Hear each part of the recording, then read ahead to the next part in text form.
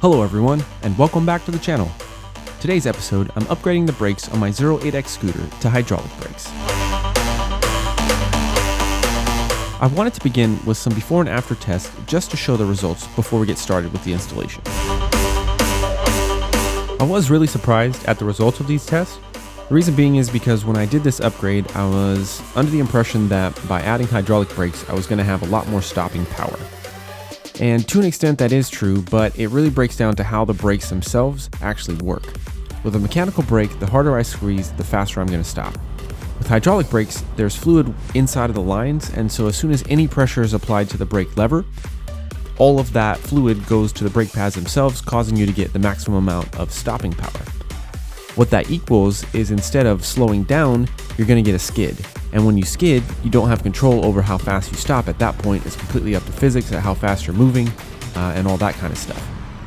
So the best thing to do if you do have hydraulic brakes is rather than completely squeeze the brake lever is to kind of pump the brakes, and that would actually cause you to stop a lot quicker. The kit comes with everything you need to complete the installation for both the front and rear brakes. I did have to purchase this additional tool because I needed to cut the brake lines just a little bit shorter.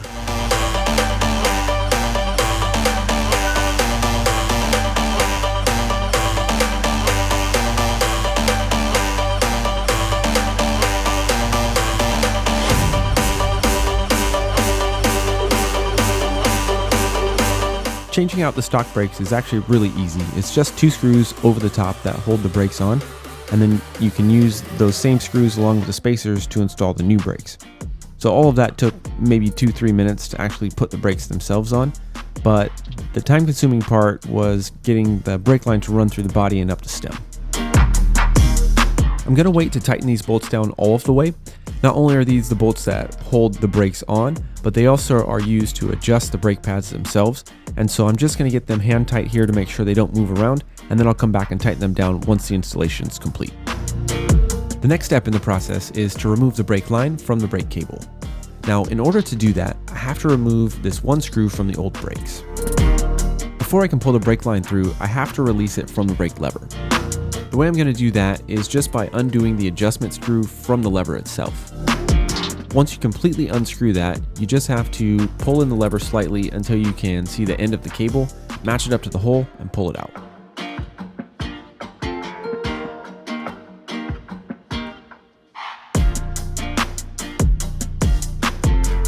With all of the zip ties removed, now I'm free to pull the brake line through the brake cable.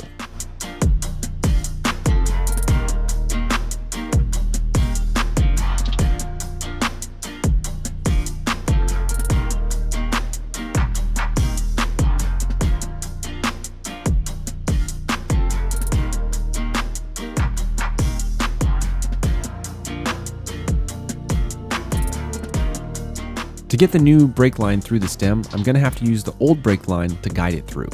In order to do that, I'm using electrical tape here to kind of just tie them together. I wrapped it around as many times as I thought I needed in order to make sure that it wasn't going to get stuck somewhere in between the stem when I'm pulling the old cable out to get that new one through. And this is really the part of the process that I was kind of dreading doing. I've seen some other videos and they made it look really easy, and I just wasn't really confident that it was going to work like that for me, but it really did. I just taped them together and pulled them right through. This next step is completely optional. I chose to do it because the cable they provide was just a little bit longer for my taste, and so I wanted to cut it down so it looked a little bit cleaner. And this is where that tool from the beginning is going to come in handy. It's going to be very difficult if you don't have this tool to get this nozzle inside of this hose, and so I would recommend picking this up if you wanted to cut these brake cables down. The way this tool works is it clamps down onto the brake cable, and you spin the knob on the side and it guides the new nozzle directly into the brake cable, giving it a perfect fit so you're not going to leak any fluid anywhere.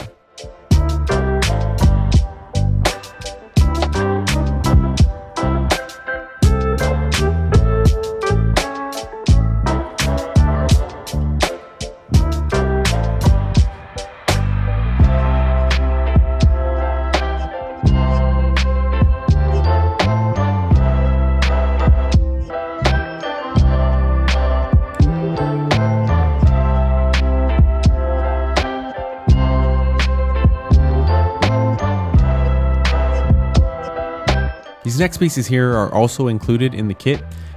This here is a rubber grommet to make sure that all of the elements stay out of the sealed system. And then this bolt here guides in to keep it locked. And this silver nut here is what they call an olive, and that gives everything a nice tight seal so no fluid leaks anywhere. When putting this bolt back on, you just need to get it tight. What I did was just cranked it down until it gave some resistance and then gave it about another quarter turn.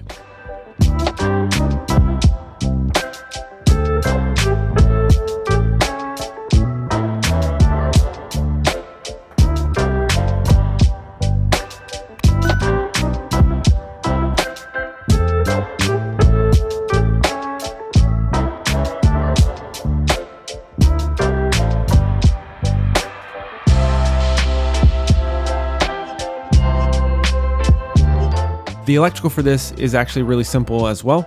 It's just 2 wires. They didn't match in colors, but they're close enough that you kind of get the idea. So you basically just match up the colors, and in my case, I chose to solder them together. You definitely don't have to do that if you're not comfortable using a soldering iron. You can always use twist ties or wire nuts or whatever the case is. But I chose to solder them, and this also was a relatively simple process. I'm going to use some heat shrink tubing to clean it up and make sure that everything looks real nice. But before I do that, I just wanted to test it just to make sure everything worked.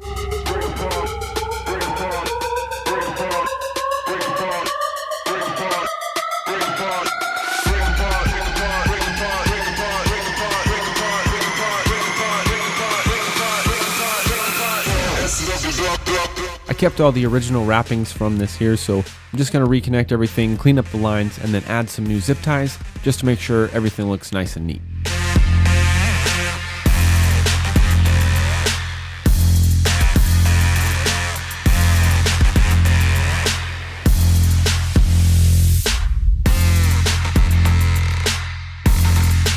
This is one upgrade I definitely wish I did sooner.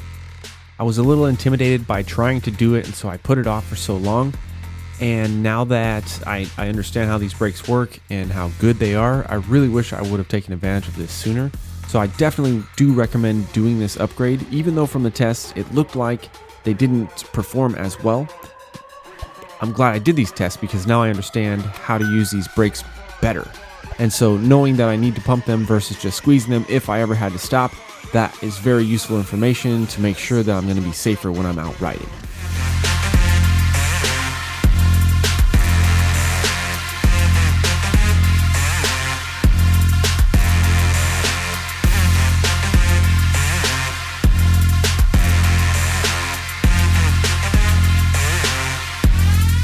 So that's going to do it for this video. Thank you so much for watching.